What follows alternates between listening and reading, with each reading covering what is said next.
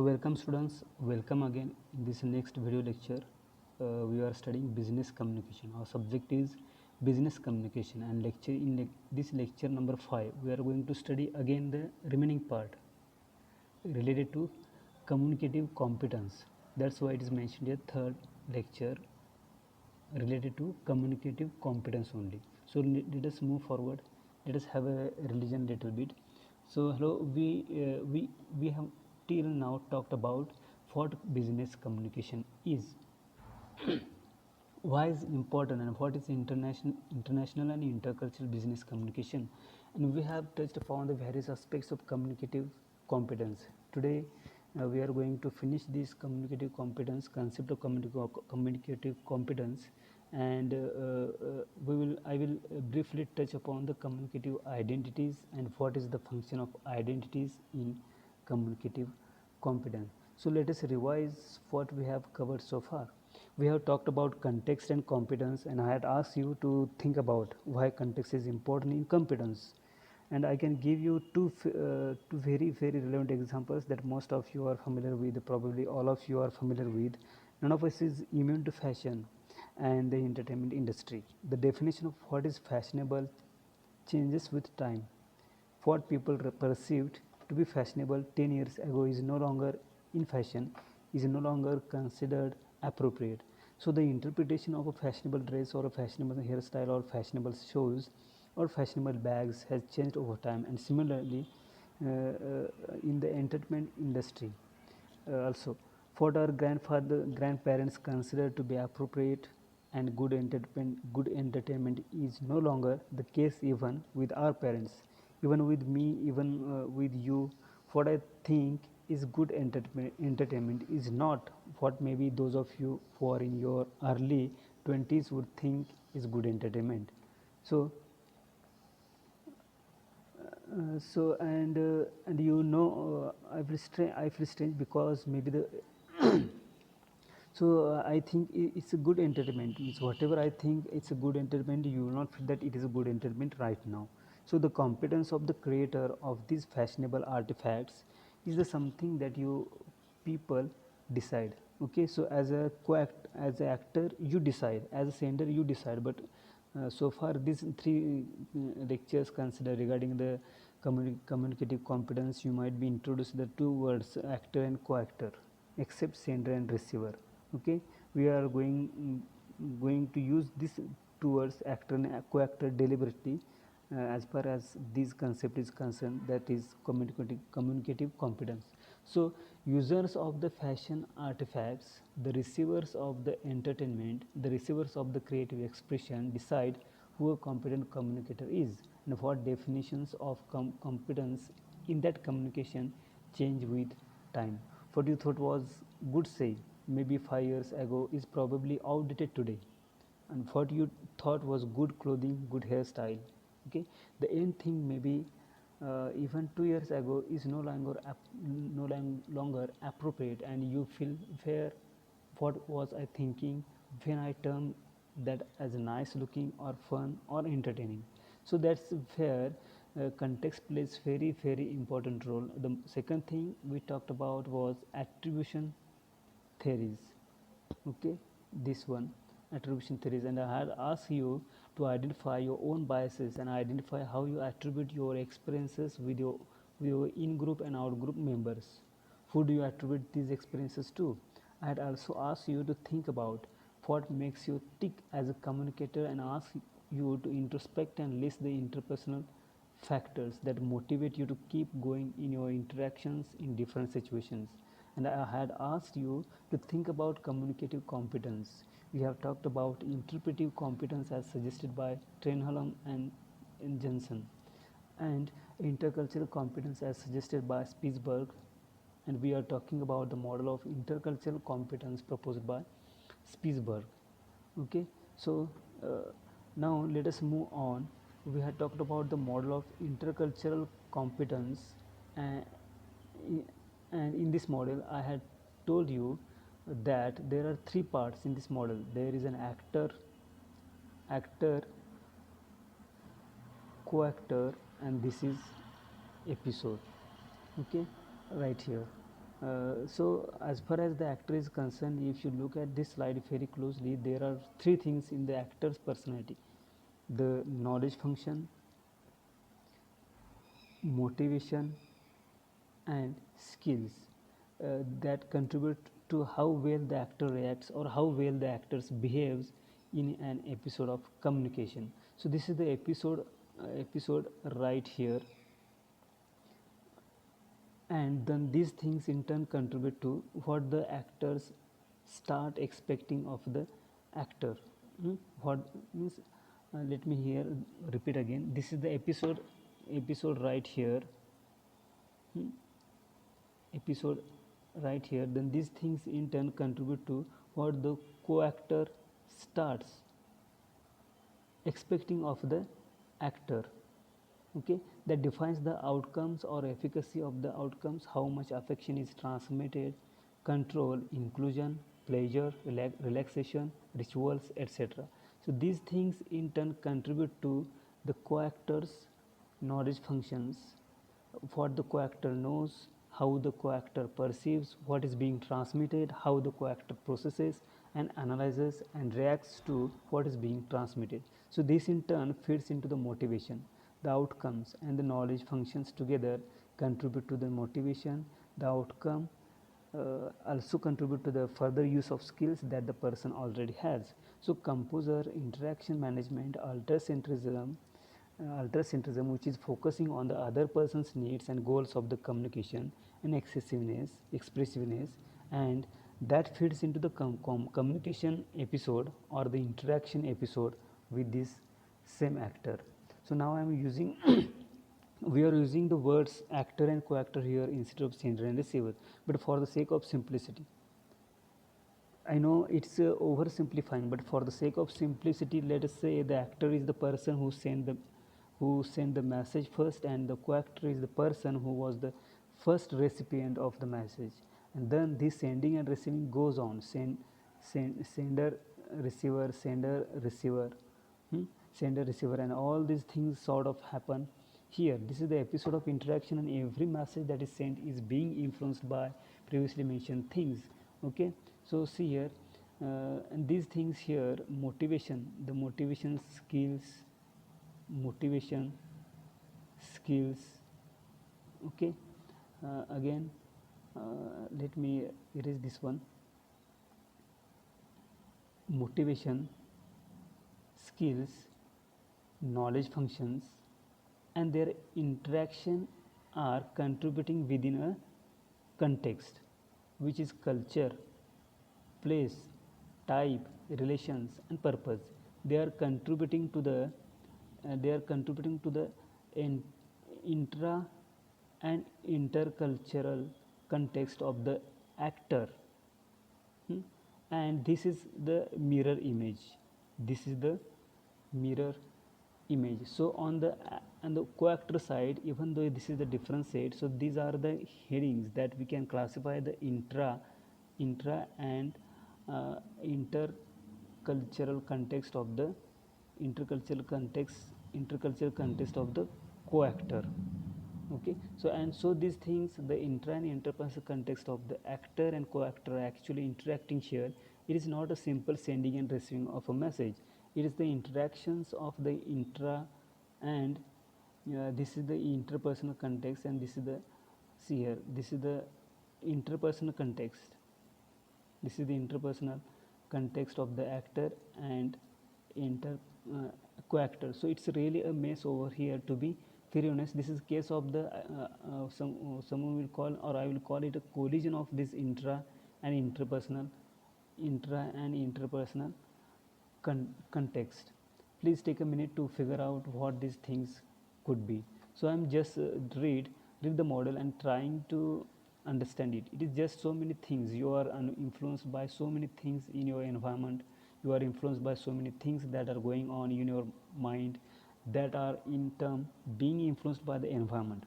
And whatever the way you react with your environment, even before you react to the recipient of your message, is going to have an impact of what happens in the environment and how the environment responds to you.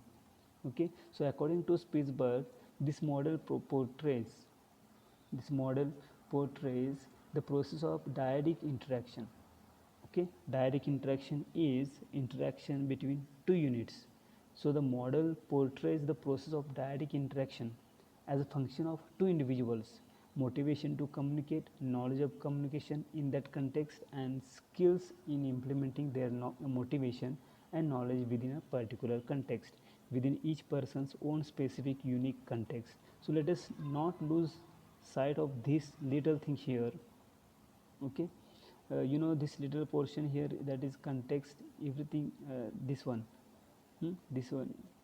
is very little place here, which is related to context. Everything is happening in context, and the most similar the most similar the interpersonal context could be, these are the interpersonal context. They could be, I'm not saying uh, they will be, but a similarity in context definitely eases up whatever happens here. Even though these things may be different, but it certainly eases up what happens here. It certainly is to making whatever happens here, if here very as effective as possible, or it has a positive, the similarity in the context as it positive influence on whatever happens in this rigid. Okay, so we have talked about the systems in relational competence. We have talked about the individual system last time. Today we will talk about the episodic system, hmm, and the relational system.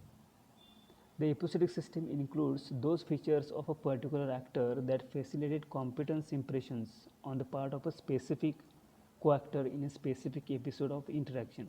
Please read this once again. It includes those features of a particular actor that facilitate competence impressions, not competence, but the impression of competence on the other part, on the part of a specific co-actor in a specific episode of interaction. So what Spitzberg is really trying to say is that competence is competence is episode specific, and co-actor and actor specific, even if both actors are the same in different episodes. Even if you have the same actor and the same co-actor in two different episodes, the competence pursued will depend upon the episode in which they are interacting with each other. So this is really what episode system focuses on. Now as the actor communicates, as the actor's communicative status increases, the co-actor's impression of the actor's competence increases. Okay, let me repeat here. As the actor's communicative status increases, the co-actor's impression of the of the actor's competence increases. What it mean by communicative status? Communicative status is really the impression of how well the actor communicate, and it happens on both sides. When we say actor, the co-actor could become the actor, and when the co-actor is responding, so it is sender and receiver on both sides, and of course whoever these things is interchangeable. Okay, but this is applicable to both the actor and the co-actor. As the actor's communicative status increases, the co-actor's impression of the actor's competence increases, and the actor's communicative status is dependent upon in turn an increase in the actor's motivation, knowledge and skills will in turn leads to positive, will give a positive reinforcement to the actor, which will increase the adaptation and refinement of the interactions between the actor and the co-actor. This will in turn enhance the skills of the actor in the interaction with the co-actor. So if the actor's motivation and knowledge and skills are going up, the actor perceives that his or her motivation, knowledge and skills are better than they were in a previous interaction, and this makes the actor feel better. There is a positive reinforcement within the actor. There is also a positive reinforcement as far as the co-actor is concerned. So the actor feels better about it, and that helps the actor increase the manner in which he or she refines the communication event event the next even the next time. So thus more adaptation you feel okay, I have done well in the situation, maybe I should do a little bit more of the same thing. So I adjust to the situation and I modify my communicative style, and I refine and fine tune whatever I am saying. I refine and fine tune what I understand about the situation. I refine my skills. I maybe clean up my language. I may laser grammatical mistakes.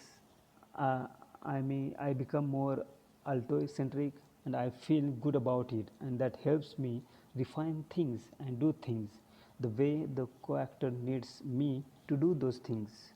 Do not go on the extremes of ethnocentric or altocentric, but just start adjusting. So if I am too altocentric and the co-actor doesn't respond favorably, maybe I become little bit more ethnocentric, and I start talking a little bit more about myself, that leads to an enhancement of my skills in the interaction with the co-actor. So I learn from my mistakes.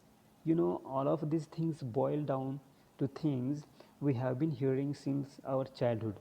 Learn from your mistakes, learn from your interactions, that help me not make those mistakes the next time I interact with the co-actor, and the relationships become less hassle free, less messy, clearer.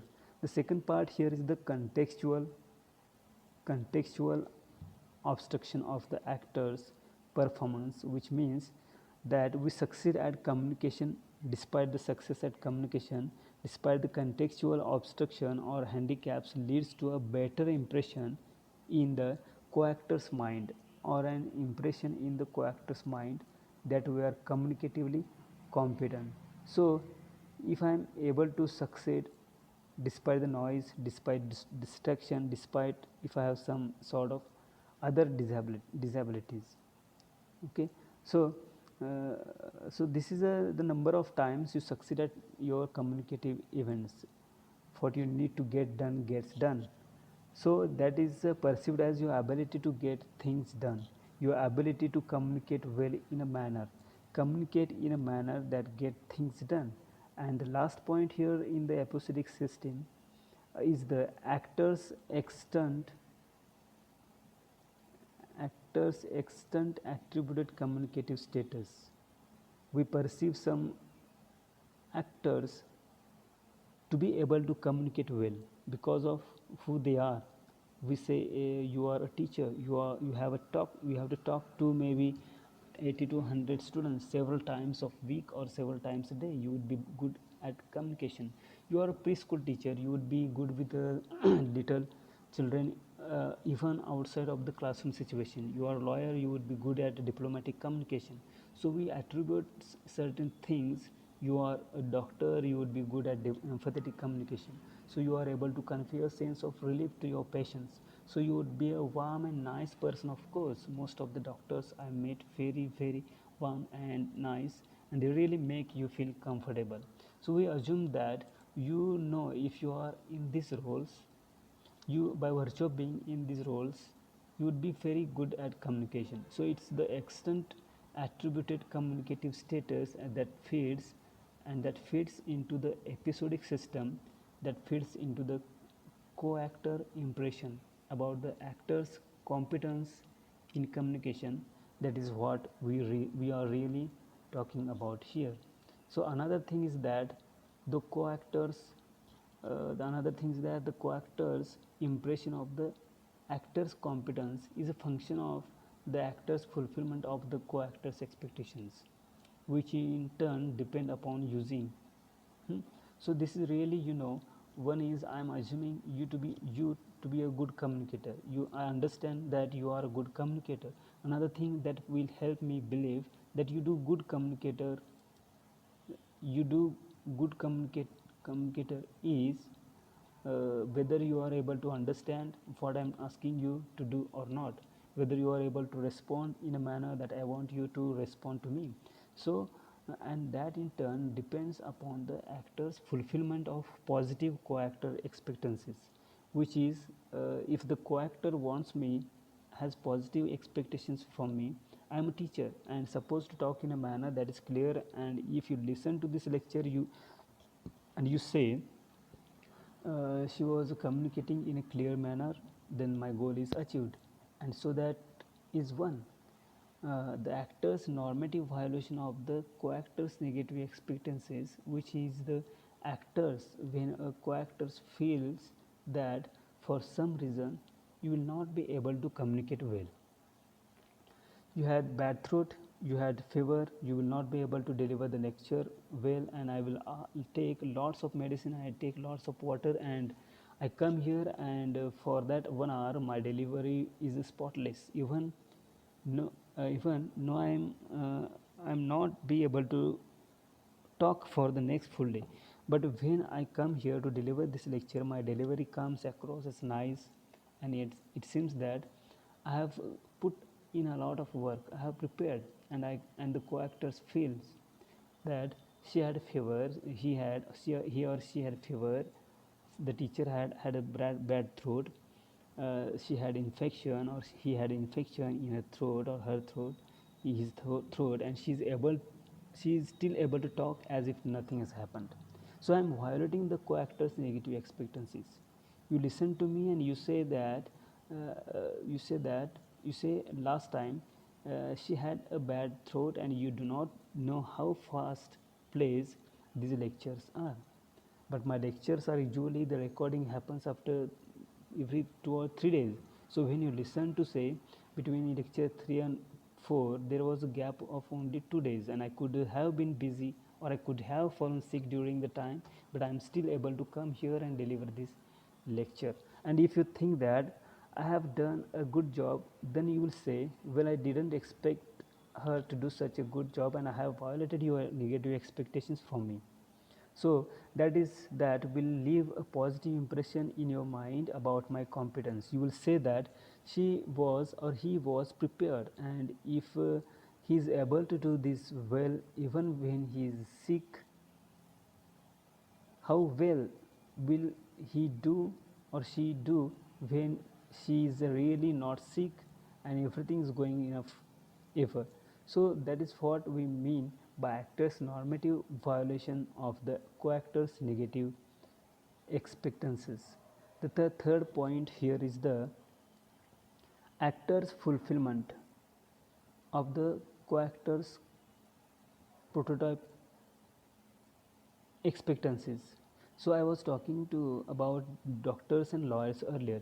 Now the co-actor has a certain expectation from the group or the community that I will represent. So you will probably, I will give you another example. I told you about doctor and lawyers. Uh, that is one example. The doctors will be good, so all doctors will be good. So if you are a doctor and you are asked to talk about talking to patients, you will be good, you will do an excellent job of it, because you are talking to patients every day. Okay, so when we reciprocate positive effect, okay, uh, positive effect, which means that when we actor responds positively to a positive message and compensate for the negativity in a message, then we actor is found to be or thought to be competent in the co-actor's message. So that's really what the episodic system is all about. Okay, the next is the relational system. Okay, and in the relational system, we talked about this earlier, that the relational system includes those components that assist person's competence across the entire span of relationships, rather than in just a given episode of interaction. So which means that in a relational system we are really trying to see how competent reactor is across a span of interaction in that relationship with the co-actor. Relation competence Relational competence is dependent upon the level of, it is defined as the level of communicative quality in an established relationship, and it is in fact the index of the mutual adaptation and satisfaction achieved by a relationship. And when we say mutual, we are really referring to the adaptation by both the actor and the co-actor, and this satisfaction achieved by both the co-actor and the actor in that relationship. And if we were to measure it in numerical terms, and if those numbers went up then it really reflects how well the both are adapted to that relationship, to the interaction in that relationship, and this satisfaction achieved by the interaction as a result of that relationship. So the relational system is dependent upon the this relational system is dependent upon the mutual fulfillment of autonomy and intimacy.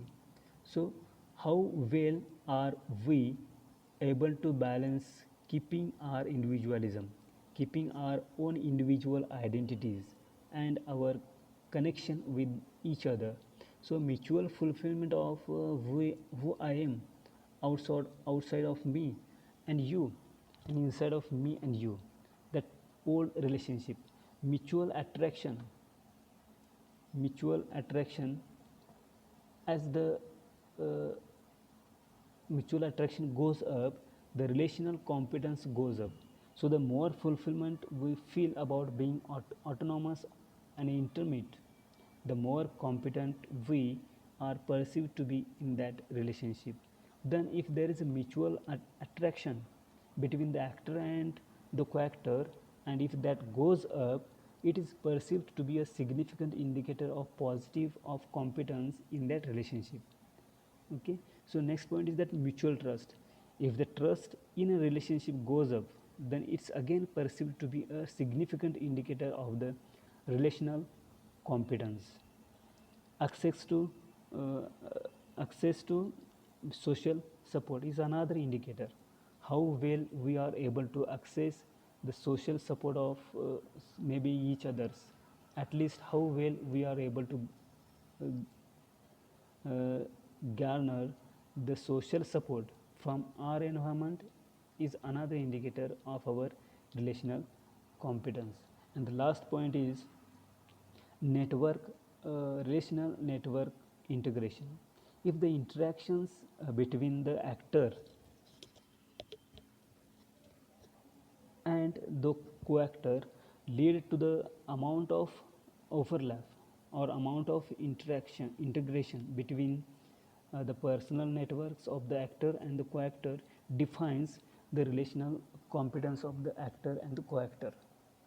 We could be competent, and if our personal networks start merging with each other, and if we feel comfortable in each other's environment, if we feel comfortable and connected to the people in each other's environment, then we can say that the relational competence has gone up. Okay, now a few words of caution by Spitzberg himself in the interpretation and use of model of intercultural competence. The first thing here that is Spitzberg's caution just about is that the suggestions presented in this model are not applicable in extremes, which means that if you are very highly motivated, you may do things that are not appropriate for a situation. If you too alter centric, it may work against you, because the person may be perceived as having low self respect if you're totally focusing on the other person, and you do not sort of pay any attention to your needs, and you are always looking after the other person's interest. It might have a potential to go against you. I'm not saying it will, but have to assess the situation and see. Again, these things may or may not be applicable in extremes. The suggestions presented in this model are not absolute. Everything is context specific, everything is episode specific, everything is specific to the intrapersonal context of the actor and the co-actor, and one must see these things in the right perspective. You cannot take this model as the absolute model for intercultural competence. This is just a suggestion to help you interpret what is going on and make it as comfortable for you and become effective within your context. So these things, the list provided by Spitzberg, are not absolute. Lots of things can be added to them. The suggestions made by Spitzberg about the episode of interaction are not absolute, but this is something that I personally, from whatever I know of communication, this makes a lot of sense to me, and I hope it makes some sense to you also. But it helps you get an idea of how interactions happen. It's not is it is not a simple sending of a message and interpretation. It is this collision, it is this interaction, it is this matching, it is this interlinking of the context, intra and interpersonal context of the sender and the receiver of the message, or actor and co-actor. Let us not even say sender and receiver, because both the parties are constantly sending non-verbal messages. We will talk about that when we talk about non-verbal communication in that lecture. The next thing I will talk about today is identity. And I didn't put the word identity in the title because identity, the definitions of identity that we cover in this class are going to be, or the aspects of identity we explore in this class are only going to be aspects that relate directly to your competence as a communicator. Identity itself is a big field that lots of people have done their PhDs or post graduations or higher education completed. Okay, that lots of people are exploring through their work. So we cannot really go into identity of a full-fledged lecture on identity, but I will take those aspects of identity that relates to communication, communicative competence, especially in international and intercultural business communication. And I want you to start thinking about what's really happening here and why I'm talking about these things. I want you to focus on this model a little bit. This is not a model, this is just a suggestion about the uh, interaction between culture and communication. So just take maybe a few seconds to read this and try and understand what this means. You see two arrows here. You see two arrows here. You see culture going into communication, and you see hmm, communication going into culture. What do you think this is? What do you think this is signifying here? This signifies that culture defines how you communicate. Culture defines how competent you are, how you are perceived as a communicator, or how you are perceived, how your competence is perceived. And communication in turn defines culture, how you send your messages into your interpersonal environment will define the culture of your interpersonal environment, will define how things start changing. This is really what change is all about. We talk about constant change in our social environment. We talk about constant change in our interpersonal environment. Just to give you an example, if you are in India, you would have seen this. There is a very stark difference between the way your parents speak to your grandparents, the kind of communication they have with their own parents, the kind of communication, the kind of relationship they share with their parents. The love is not less, please do not misunderstand me, the love between parents and the children is the same. Everybody is very protective, but communication your parents have with their parents is very different from the communication you have with your parents. You are living in the same place, and those of you who have a living for generations in the same place. I know several families that have lived in metropolitan cities like Mumbai, Calcutta, Delhi, all their lives. You know, grandparents settled down in Delhi, and the parents grow up there, and the kids grow up there, and the kids are growing up there. So it's the same Delhi. It is a similar colony. Similarly, for Mumbai, I know several generations of families that have been living in Bombay or Mumbai or Calcutta or Madras or in other cities, okay, or other place. You have lived there for generations. Why? Because the city provides enough opportunities for growth, and you do not really feel the need to move out. The person like me who comes from a small town needed to move out. So I have been to different places, but even in my hometown there are families that have lived there for generations. So it's the same place, it is the same geographical location. What has changed about it, if it is the same place, if it is the same kind of people you are dealing with, Okay, so the tailor who used to stitch your grandparents' clothes had children who become tailor, and who has a stitching your family's clothes. Soon their children will also probably take up the same profession. Or the lawyer, the person who looked after your grandparents' legal matters, had kids. Some of those children became lawyers, and they started looking after your family's legal affairs. And now those people have children who are now going into law again, and medicine. These are some of the professions that are sort of generational. And I have some people in my family, so they are like fifth generations doctors are coming up now. So it is the same clinic, same people, similar relationships. Even then, what has changed? uh, why have our communication style changed? This is what is really causing the change. This thing right here, culture is feeding into communication, and communication is influencing that culture. It is happening here. So that's why the study of culture is absolutely essential. You cannot separate culture and communication. Communication cannot be anything but intercultural, and communication is constantly influencing the culture of a place you are in. And the reason I am telling you this is that one more thing that culture and communication are influencing is identity. Now, individuals are interacting, you are interacting with your environments. Your environment is interacting with you and other units in your environment. So what really is identity? What is identity? Let us see a few concepts here. Your identity is a constant set of attitudes that defines who you are.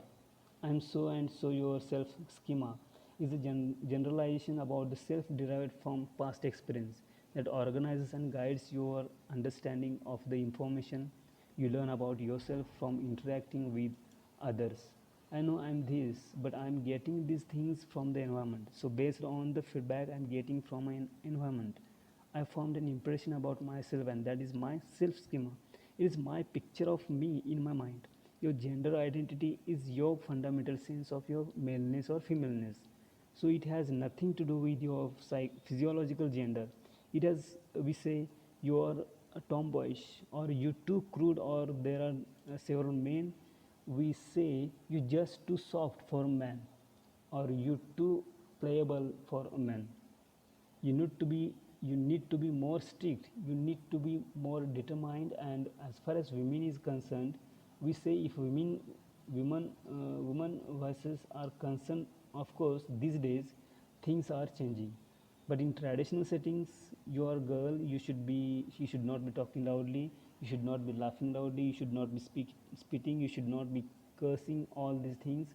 So gender identity is that I'm an Indian man, I'm a man, so that's my identity. Your ethnic identity is your sense of belonging, a sense of belonging to one particular ethnic group. I'm an Indian, I belong to Maharashtrian state, okay?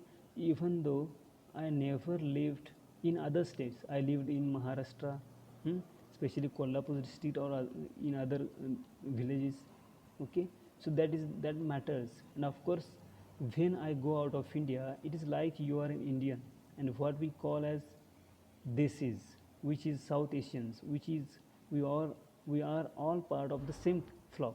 So I am an Indian when I am outside. When I am in a totally different situation, anyone from South Asia would be seen very familiar to me. So Sri Lankan, Bangladeshi, Nepali, Pakistani, maybe even a Burmese person who seem more similar to me, and that's the ethnic identity. I am a South Asian. So when I say maybe in a far flung place like maybe Hungary or Romania or Ireland or some place, then anyone who looks remotely similar to South Asia will be, or even an Asian, even another. I am foreigner, but that would be my ethnic identity. I am not Icelandic. I am a outsider, but this is where my ethnic identity comes in. Self acceptance is a high regard for yourself, for, or conversely a lack of cynicism about yourself. Some of us are in the habit of saying, I'm always doing wrong, I'm the bad person, I'm the one who made a mistake, I'm the one because of who things are going wrong. And that is, some of us do that in order to convince ourselves that we need to improve upon whatever we are doing. But at the same point, one has to accept oneself and say, you know what, who you know what, I'm who I am, and I'm going to be better at whatever I can do. But these are my limits, and within these limits I'm accepting whatever I am, and I respect myself. I'm not going to be hard or on myself in say that everything about me is bad. Okay, so there are some positive things about me, and I will make sure that I keep hold on to those positive things and move on. So that is self acceptance. Now these are the different things that contribute to your identity. Okay, the cultural identity, according to Dr. Mary Jane Collier, who was a professor at the University of Denver,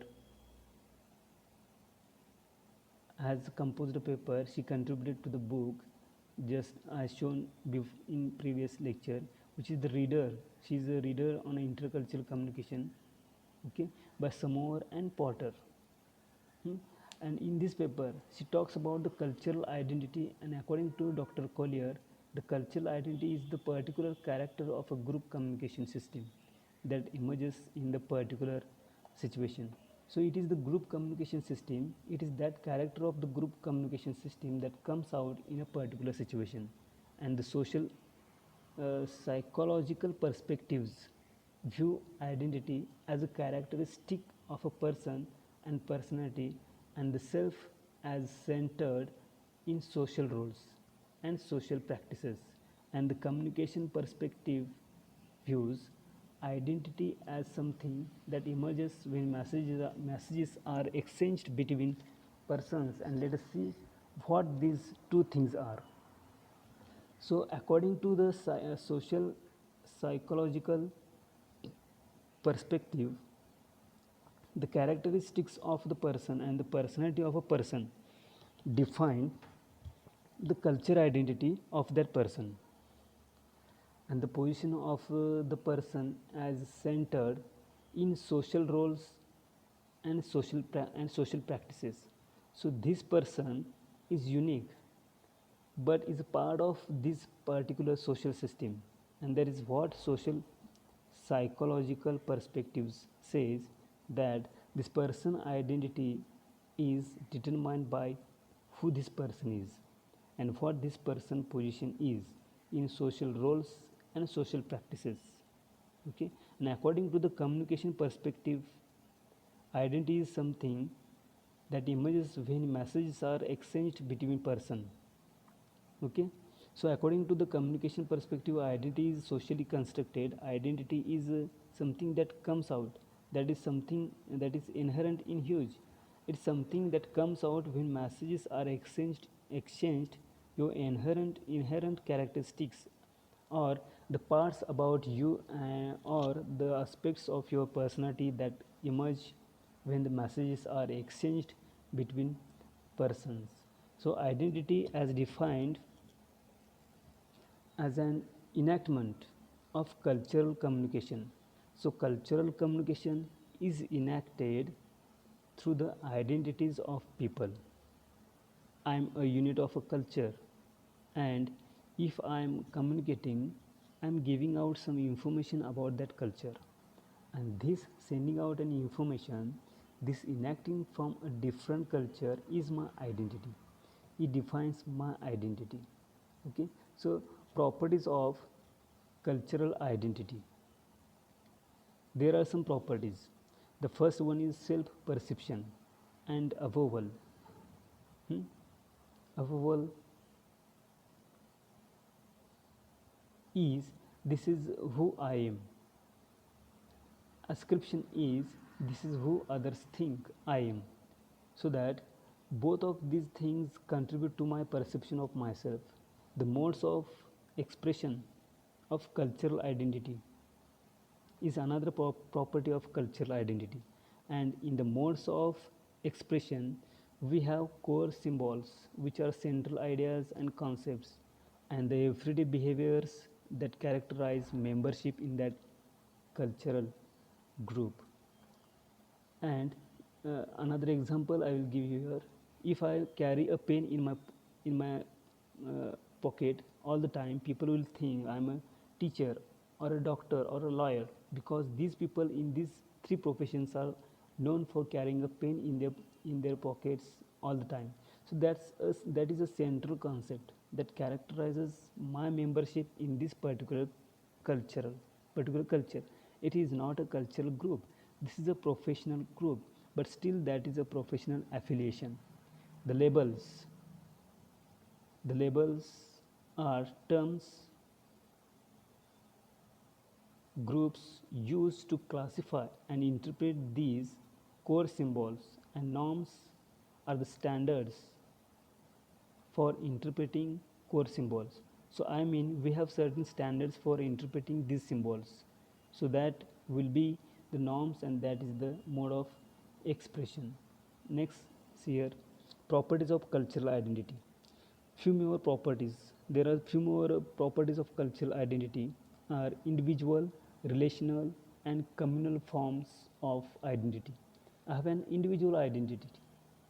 I have I have an individual identity. I have a relational identity, and somebody's daughters, and somebody's teacher, and somebody's friend, and somebody's supervisor, and somebody's sister, and somebody's who knows what. So relational, we have these relations and communal forms of identity. I belong to a particular community, okay, I belong to a particular profession, you know that.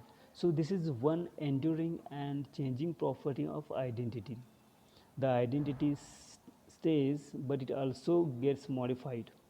We must understand that our identities are constantly subject. They are subject to constant change. They are dynamic.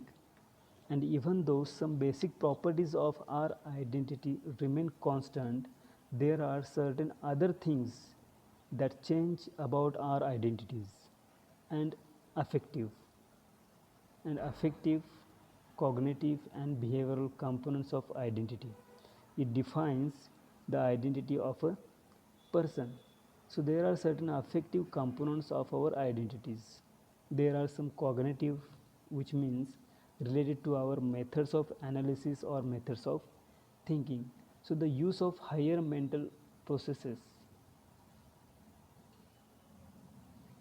are involved, and behavioral components of identity are there. Our identity is manifested, so it is expressed through our behavior, and there is content and relationship in cultural identity. So identity is expressed through the relationship we have with people. It is expressed and modified by the influenced by what we say in our relationships, how we interact with people, all of those things, and there are salience and intensity differences. So the differences in the salience of our identities, and there are differences in the way, the intensity with which we express our identities, or this trend with which we express our identity. So identity as a determinant of culture. How is identity? Why did I talk to you about identity? Think about it. According to Talman N. Johnson 2002, if I am not for myself, who will be for me? But if I am only for myself, what am I? So we are always trying to figure out our positions in our context. Who am I? What I am doing? Am I doing things only for myself, or am I doing things as a part of a system? So if I am not for myself, if I do not look out for myself, if I do not protect my uniqueness, who will do it for me? But if I am only for myself, then what is the point of being me? Why am I only for myself? Then which system do I belong to? We had some basic human needs that are conflicting in nature. we have to balance this. The first need we have is to join with others in a cooperative effort to achieve something great. We all feel that at some point in our life we'll do something magnificent means good, because that thought keeps us moving. We'll join with others and keep on moving towards a higher goal.